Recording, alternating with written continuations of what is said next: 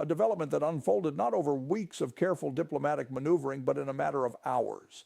Hours that changed the calculus of an entire theater of operations. Hours that forced command centers on 3 continents to go from routine monitoring to emergency posture. Hours that transformed a single satellite image into the most analyzed photograph in classified intelligence circles this year. What was captured in that image crossed a line that military planners had hoped would hold, at least for another season. And when that line broke, the response from Western Command did not hesitate. They responded with speed, with precision, and with a level of coordinated force that made clear this was not improvised. This had been planned. And tonight we are going to walk through exactly what that satellite image showed, why it triggered the reaction it did, and what it tells us about where this conflict is heading next. For months now, there had been signals, not official statements, not formal communiques, just signals, that a major military actor was preparing something that broke from every pattern analysts had grown used to watching. This actor has been aggressive, yes, but they have been methodical in their aggression. Their moves have followed a certain rhythm, a predictability, almost a signature, forward deployment followed by consolidation, probing action followed by pause, escalation followed by a period of calculated stillness. But what set off alarm bells in NATO's monitoring infrastructure this past week was that the signature went silent. The rhythm stopped. Intelligence analysts who monitor large-scale military movement know the indicators: the communication surge that precedes a repositioning of heavy assets, the fuel and logistics convoys that move 48 to 72 hours before any major ground operation, the suppression of electronic emissions, our deliberate communications blackout that signals a transition from planning phase to execution phase, the sudden disappearance of identifiable command vehicles from known positions. All of that went quiet. The chatter disappeared. The convoys stopped appearing on satellite passes. The command signatures vanished. And whenever a military force of this scale goes quiet, truly quiet, it doesn't mean they've stood down. It means something is about to get very loud. Early Thursday morning, U.S. Space Command assets detected what analysts described as an unprecedented concentration of forces, including armored columns and long-range artillery systems that had not been observed operating together in over 14 months. The image that came back from that satellite pass, captured in a window of clear weather that opened for less than 40 minutes, showed not a buildup, not a rehearsal, not a staging exercise. It showed a force in motion, positioned, oriented, and configured in a way that had one unmistakable meaning to every trained eye that looked at it. These are the kinds of deployments that this actor only uses when they are signaling something very specific: an imminent strike on hardened infrastructure, an attempt to reshape a defensive line before international attention can mobilize, or a move designed to present the world with a fait accompli, a new reality on the ground before anyone can respond. Analysts at the Defense Intelligence Agency didn't know which category this fell into, or whether, more troublingly, it fell into all 3 at once. But what they did know, what that single image confirmed beyond any reasonable doubt, was that this actor was changing its operational posture in a way that had not been seen since the earliest and most dangerous days of the conflict. And when a military force of this size shifts posture without explanation, without the usual diplomatic signaling, without back-channel communication, without even the informal warnings that adversaries sometimes extend to each other, the response from command is immediate. You don't wait for the second image, you act on the first one. The emergency briefing issued to Allied commanders tonight was not normal. It was not routine, it was not symbolic, it was urgent. Senior official after senior official in closed session described the actor's movement as destabilizing, deliberate, and perhaps most importantly, time-sensitive in a way that foreclosed diplomatic options. That last point is the one that matters most, because a military move designed to outpace the international community's ability to respond is not a negotiating tactic. It is a strategy built on the assumption that the other side will hesitate, that the response will be slow. That coordination will break down. That fear will create delay. The responding forces did not hesitate. In fact, the speed and coherence of the response was among the most operationally impressive we have seen in this entire conflict. Here's what we know. Within 6 hours of the satellite image being confirmed and disseminated through the intelligence chain, strike packages were authorized and airborne. These weren't routine patrol sorties. These were precision strike packages, aircraft loaded with munitions that the responding force only deploys when they are preparing to permanently neutralize a high-value threat, not suppress it, not degrade it, eliminate it. Tonight, confirmed reporting tells us that the responding force launched coordinated strikes on multiple target sets, including a forward logistics node that had recently been reactivated after months of dormancy. Reactivated, analysts believe, specifically to support the movement captured in that satellite image. The responding force moved before the advancing actor could disperse and harden. They hit the fuel and ammunition pre-positioning site. They hit the command relay infrastructure that was supporting real-time coordination of the column. They hit the bridging equipment and engineering assets that were almost certainly preparing to enable a river crossing the advance would have required. In other words, they didn't hit the fist. They hit the arm. They targeted the operational architecture, the connective tissue that would have made a large-scale ground advance not just possible, but survivable and sustainable. This is what made the initial warning from military command so urgent. This actor's movement wasn't symbolic. It wasn't a show of force designed to generate headlines. It was actionable. It represented the kind of fully resourced, logistically supported forward deployment that could fundamentally alter the shape of the front line if left unchallenged for even 48 hours. And the responding force, understanding that fully, responded with force. Not recklessly, not impulsively, but strategically. They didn't carpet bomb a grid square. They didn't go after population centers or create a humanitarian trigger. They hit the fuel, they hit the command nodes, and they did it fast enough that the column never reached its objective. And here's where the story becomes even more significant. Intelligence professionals now believe that this actor's latest move was designed specifically to test the reaction time and resolve of the opposing command structure after a period in which that structure had been under considerable internal and external pressure. There had been public debates about aid packages. There had been political friction among supporting nations. There had been op-eds and analysis pieces asking whether the defending force had the institutional stamina for a long war. This actor read that discourse. They wanted to see whether, in a moment of compressed time and compressed decision-making, the opposing command would hesitate, whether political friction would translate into operational paralysis, whether the gap between detecting a threat and responding to it had grown wider. Instead, the exact opposite happened. The command did not hesitate. They responded with a strike package so well coordinated and so rapidly assembled that even this actor, not easily surprised, had to recalibrate. You don't shake a military command of this experience easily.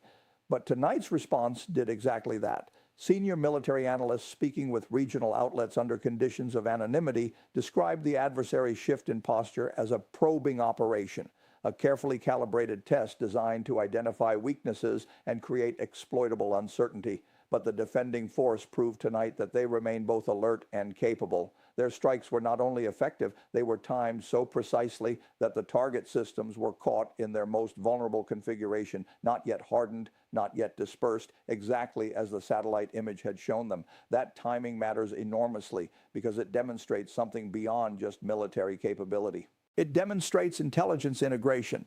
The ability to move from satellite detection to strike authorization to ordnance on target in a compressed time frame that would have been considered extraordinary even 5 years ago. It shows that the defending force is not a reactive institution waiting to absorb damage. They are a predictive one, acting on intelligence before the threat fully materializes. As reports continued coming in throughout the night, we learned more about the full scale of the response. Ground-based artillery units carried out counter-battery fire operations, forcing the advancing column's own fire support elements to displace and lose their prepared positions.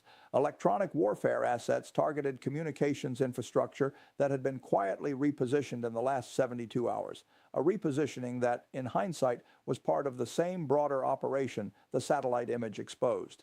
Long-range drone units operating beyond the visual horizon reportedly struck at vehicle marshalling areas used by the advancing force to stage and sequence their equipment before forward movement. This wasn't just a tactical response. This wasn't just fire for effect. This was operational disruption. This was the deliberate unraveling of a plan that had taken weeks, perhaps months, to assemble. And operational disruption is the one capability this actor has struggled to maintain since the early phase of the conflict. For every advance they have made, for every kilometer gained through grinding attrition, the defending force has responded with something that complicates the follow-on, that makes consolidation harder, that makes the next move more expensive. Tonight was a masterclass in exactly that approach. Remember, this actor once believed that the defending force would collapse within days. They believed the international coalition supporting that defense would fracture under economic pressure and political fatigue. They believed that control of the skies and the weight of logistics would make any extended resistance futile. But tonight, the exact opposite is happening. The defending force has not only survived, it has evolved. The international coalition has not fractured. It has deepened its technical integration, and the response to tonight's satellite-confirmed deployment demonstrates that the defending forces command and control architecture has become faster, sharper, and more networked with each passing month of this war. Every challenge this actor has presented has been met with adaptation. Every new tactic has been studied, understood, and countered, and tonight's response, 6 hours from detection to strike, is the clearest proof yet of how far that adaptation has come. What makes this moment so significant, and frankly so dangerous, is that this actor's latest move happened at a time when its leadership is under extraordinary domestic pressure. Military hardliners want a decisive territorial gain to justify the sacrifices already made. Economic advisors want a reduction in operational tempo before sanctions compound into a structural crisis. Internal security factions want to demonstrate continued strength to suppress any emerging dissent, and a broader audience and the population being asked to bear the cost of this conflict wants something that looks like progress. The leadership is balancing all of these competing demands simultaneously while managing an active military operation that is consuming resources at a pace that was not part of the original planning assumptions. And when leaders in that position make sudden, high-risk moves, when they approve an operation that breaks from established patterns and compresses the decision timeline, they are not doing it from a position of strength. They are doing it from pressure. They are doing it from a place of needing a win, a moment that changes the narrative, that gives domestic audiences something to point to. What tonight's response has done is deny them that moment. And a leader under pressure who fails to get the win they needed, that is perhaps the most volatile situation in all of geopolitics, because the next move, when it comes, may be less calculated, and less calculated means less predictable. The emergency advisory issued by Allied Military Command tonight, now distributed to all partner nations, was designed to signal clearly and unambiguously that the international community is not willing to allow a unilateral reshaping of the operational environment through surprise and speed. Officials confirmed in formal statements that this actor's repositioning and forward deployment was, in the language of international military protocol, inconsistent with previously communicated de-escalation commitments. That is diplomatic language for, you told us you weren't going to do this, and then you did it anyway, and we are telling every partner nation publicly so that no one is confused about what just happened. You do not hear that tone, that specific combination of formal language and public distribution, unless the situation has crossed a threshold that officials are no longer willing to manage quietly. This is not a back-channel message. This is a broadcast. And it is a broadcast specifically designed to make sure that this actor understands the audience is not just the defending force. It is every nation watching to decide which side of this conflict deserves their support. Meanwhile, the defending forces commander-in-chief addressed the nation and international partners in a late-night address that was equal parts resolute and sobering. They said, "What was detected this week confirms what we have always known, that the threat is real, that it is patient, and that it will look for every opportunity we give it." They said, tonight's response was not vengeance, and it was not escalation. It was the exercise of the right of every nation to defend its people and its future. And they said, to our partners who stood with us in the hours between that image being taken and the order being given, you were not bystanders, you were part of this, and we will not forget it. These are not rhetorical flourishes. These are statements from a leadership that has been tested continuously, brutally, and without pause, and has arrived at a moment of hard clarity about what this conflict requires. They are not asking for sympathy. They are not asking for applause. They are asking for resolve, and tonight their own actions demonstrated exactly the kind of resolve they are asking others to match. Here's what makes the overall situation even more concerning. This actor's latest move was not isolated. The same week that the satellite image was captured and the column began its forward movement, a proxy force aligned with this actor increased drone harassment operations along a secondary front, forcing defending units there to divert air defense resources. Cyber operations targeted logistics coordination software used by multiple partner nations supporting the defense. Information operations ramped up significantly, flooding social media channels in key supporting democracies with content designed to amplify political divisions over continued support.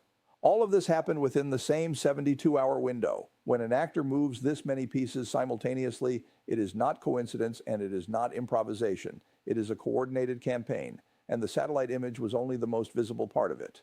The piece that could be photographed, the piece that could be shown. What couldn't be shown in a single image were the dozens of other levers being pulled at the same time. When military command saw that image, they understood this. They were not just responding to a column, they were responding to a campaign, and they calibrated their response accordingly. Intelligence analysts are now considering several scenarios for what comes next. The first is that this actor, having had their initial operation disrupted, pulls back to reassess, entering another period of quiet that could last days or weeks while they recalibrate. The second is that this actor attempts a more distributed series of smaller operations below the threshold that would generate satellite quality intelligence designed to achieve the same cumulative effect while avoiding another decisive counterstrike. The third possibility, the one that has officials most concerned, is that this actor, now operating under the dual pressures of domestic expectation and operational frustration, attempts to escalate to a level of action that changes the nature of the conflict entirely. An action designed not to win ground, but to change the rules, to introduce a capability or a target set that resets the entire strategic equation. But tonight, the defending force sent an unmistakable message about that third possibility. They didn't wait for it to develop. They didn't ask for another intelligence cycle. They didn't defer to diplomacy. They struck with precision, with speed, with everything that a modern intelligence-fused defense force can bring to bear in 6 hours. And in doing so, they made the cost of escalation, of choosing that third path, extremely clear. What we are watching now, in real time, is a test of institutional will. This actor wants to see whether sustained pressure, military, economic, informational, eventually causes the coalition supporting the defending force to fracture under its own weight. The defending force wants to demonstrate that the answer to that question is permanently, irreversibly, no. Allied command wants to prevent this from becoming a conflict that spills beyond its current boundaries and triggers obligations that would require a very different kind of response.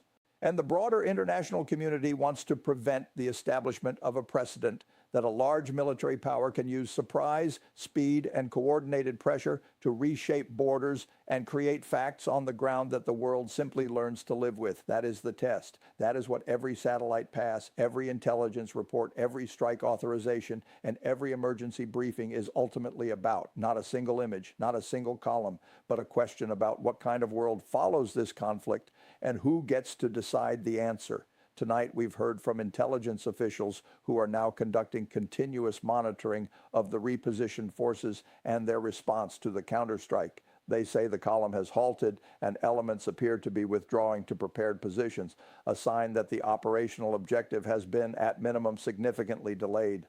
They say secondary strikes have not yet been authorized, but remain on the table pending updated imagery from the next satellite pass, expected within the next several hours. And they say this actor's decision to initiate this operation when and how they did is likely part of a broader effort to test the response architecture of the defending coalition, to map it, to measure it, and to look for the seam where speed exceeds coordination. But the defending force is not mapping vulnerabilities tonight. They are closing them. Their response today, fast, precise, and clearly pre-planned rather than improvised, sent a message to this actor that the window for surprise is much narrower than they calculated. And it sent a message to every partner nation that the defending force remains a coherent, capable, and dependable military institution, one worthy of continued investment, continued support, and continued trust. As the night goes on and the next satellite pass approaches, we expect more details to emerge about the full extent of the damage inflicted by tonight's counterstrike and the current disposition of the disrupted column. But what we do know is that the decision to act on that image, quickly, decisively, and without waiting for perfect certainty, was timely in the most consequential sense of the word. It prevented the operation from achieving its initial objective. It demonstrated to this actor that their operational security, however carefully maintained, is not sufficient to hide preparation of this scale. And it sent a signal to every observer, ally, adversary, and neutral that the defending force and its partners have not grown slow, have not grown complacent, and have not lost the institutional edge that makes deterrence credible. What happens next will depend heavily on what this actor decides in the next 48 to 72 hours. If they stand down and return to a posture of calculated restraint, this moment will be remembered as a significant deterrent success, a case study in how intelligence, speed, and integrated response can stop a major operation before it fully begins. If they choose to escalate further, the defending force and Allied command have already shown tonight that they are ready, not just willing, ready. And tonight, for the first time in many weeks, this actor appears to be not advancing, not probing, not pushing, but paused. The column is still. The communications have gone quiet again. But this time, the quiet feels different. This time, it's not the silence before a strike. It is the silence of recalculation. And when a military command of this scale stops to recalculate, it means they encountered something they did not expect. It means the model they were operating from, the model that said the window was open, that the response would be slow, that the coalition was tired, that model just failed its first real test. Because tonight, this actor learned something they perhaps needed to learn again. That satellite imagery works both ways, and the other side has better cameras. That speed is only a weapon if your opponent is slow, and tonight they were not slow. And that a defending force fighting for its own survival, supported by partners who understand what is at stake, does not hesitate when the image is clear and the order is given. This story is far from over. The next satellite pass will tell us more. The next 48 hours will tell us more. But tonight, one thing is unmistakably clear. The operation that image was meant to enable did not succeed. The force that was meant to be unstoppable was stopped. And the world that this actor was trying to reshape tonight looks for now very much like the one that existed before that image was taken. We will be here watching every frame, every report, every update as the next phase of this unfolds.